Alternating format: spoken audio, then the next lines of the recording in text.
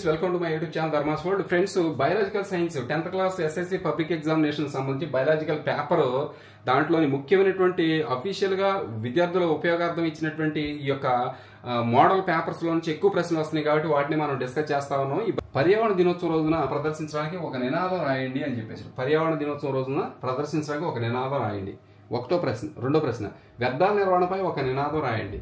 పటాన్ని పరిశీలించి F2 తరం యొక్క దృశ్య రూప నిష్పత్తిని రాయండి. ఇక్కడ పటం ఇచ్చాడు, చక్కగా ఆ ప్రశ్నకి ఆన్సర్ ఇందులో ఉండదు, రాయండి. నెక్స్ట్, అనువంశికత అంటే ఏమిటి? నెక్స్ట్, ఆరోది, ఏ రక్తవర్గం ఉన్న పురుషుడు ఓ రక్తవర్గం ఉన్న స్త్రీని వివాహం చేసుకోగా వారికి పుట్టిన కుమార్తె ఓ రక్తవర్గాన్ని కలిగి ఉంది. ఏది బహిర్గత లక్షణం అని చెప్పడానికి ఈ సమాచారం సరిపోతుందా? నెక్స్ట్, ఆరోది, క్లోమం ఇన్సులిన్ ని స్రవించకపోతే ఏం జరుగుతుంది? బాడీలో క్లోమం ఉంటుంది, అది ఇన్సులిన్ ప్రొడ్యూస్ చేయకపోతే ఏం జరుగుద్ది అని అడుగుతున్నాడు.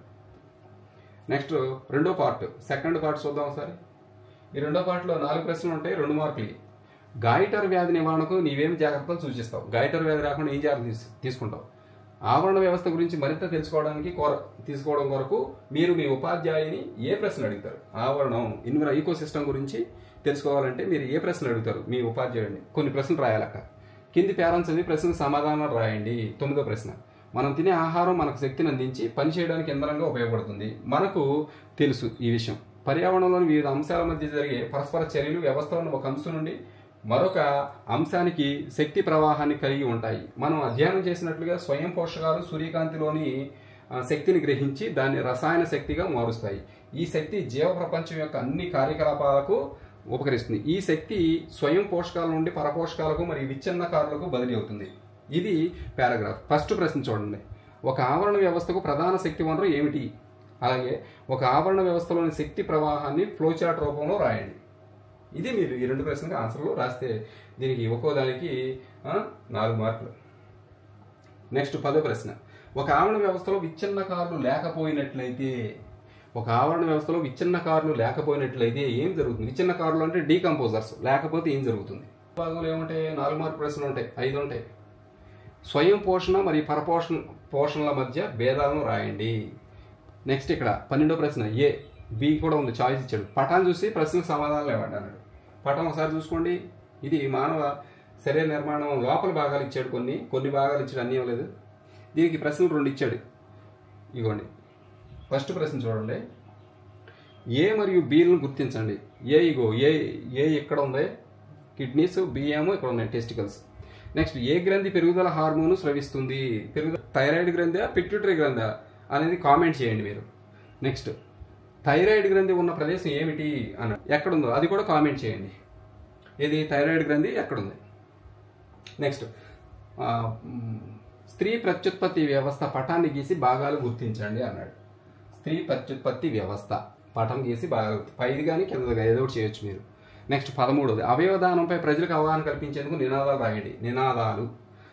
నెక్స్ట్, ఓజోన్ పొర తరుగుదల కారణంగా కలిగే పరిణామాలు రాయండి. ఓజోన్ పొర క్షీణించిపోతుంది కదా, దానివల్ల కలిగే ఏ పరిణామాలు ఏమున్నాయి, పరిణామాలు ఏంటి రాయాలి. ఇవ్వబడిన ఫ్లోచార్ట్లోని సమాచారం పరిశీలించి కింది ప్రశ్న సమాధానం రాయండి. ఇక్కడ కూడా ఫ్లోచార్ట్ ఇచ్చాడు, సమాధానాలు కింద ప్రశ్నలకు రాయాలి. ఓకే. నెక్స్ట్ చూడండి, 4 ప్రశ్నలు ఇచ్చాడు. ఏ కణాంగాలలో పైరువేట్ కార్బన్ డైఆక్సైడ్ మరి నీరుగా విచ్ఛిన్నం అవుతుంది? నెక్స్ట్, గ్లూకోజు పైరువేట్గా ఎక్కడ విచ్ఛిన్నం అవుతుంది? 3వది, వాయు సహిత శ్వాసక్రియ యొక్క అంత్య ఉత్పన్నాలు ఏమిటి? 4వది, మన శరీరంలోని ఏ కణాలలో అవయవ శ్వాసక్రియ జరిగి లాక్టిక్ ఆమ్లం ఉత్పత్తి అవుతుంది? ఈ 4 ప్రశ్నలు పైన ఉన్నటువంటి ఫ్లోచార్ట్లో భాగంగా ఇవ్వటం జరిగింది. ఆ ఫ్లోచార్ట్ చూసుకోండి ఒకసారి, దాన్ని వీడియో ఆపేసి పాజ్ చేసి చూసుకోండి, ఈ ప్రశ్నలు కూడా చూసుకొని రాసుకోండి. నెక్స్ట్, మనం 16వ ప్రశ్నకి వెళ్ళిపోదాం. లాస్ట్ సెక్షన్ ఇది. ఈ లాస్ట్ సెక్షన్లో 8 మార్కుల ప్రశ్నలు 2 రాయాలి మనం. ఇదిగోండి, ఫస్ట్ ప్రశ్న, పటాన్ని పరిశీలించి కింది ప్రశ్నకు సమాధానం రాయండి. 1, ఏంటది? ఈ ప్రయోగం యొక్క ఉద్దేశం ఏమిటి అన్నాడు. ఫస్ట్ది, ఈ ప్రయోగం ఇచ్చాడు కదా, దీని ఉద్దేశం ఏమిటి అన్నాడు. 2వది, ఒక గంట జాడీలో KOH ఎందుకు ఉంచుతాం? నెక్స్ట్, పిండి పదార్థం ఉనికిని పరీక్షించడానికి ఉపయోగించే రసాయనం ఏమిటి? ప్రయోగానికి ముందు మొక్కలను చీకటి గదిలో ఎందుకు ఉంచాలి? ఈ 4 ప్రశ్నలకి ఆ బొమ్మల ద్వారా మీరు సమాధానం చెప్పాలి. నెక్స్ట్, దీంట్లో బి చాయిస్ ఉంది చూసారా? ఇదిగోండి, ఇక్కడ చాయిస్ ఇచ్చాడు. ఈస్ట్లో గమనించారా? ఈస్టులో మొగ్గ తొడగడాన్ని గమనించడానికి మీరు అనుసరించిన విధానం రాయండి. నెక్స్ట్ 17 ప్రశ్న ఏ, బి కూడా ఉంది. మొక్కల్లో కాంతి అనువర్తనం ఎలా జరుగుతుంది? లేదా ఇది మెండల్ బహిర్గత మరియు అంతర్గత లక్షణాంశాలను తన ప్రయోగాల ద్వారా ఎలా వివరించారు? ఇది రాయాలి. Okay friends, thank you so much for watching. ఇది అందరికి షేర్ చేయండి.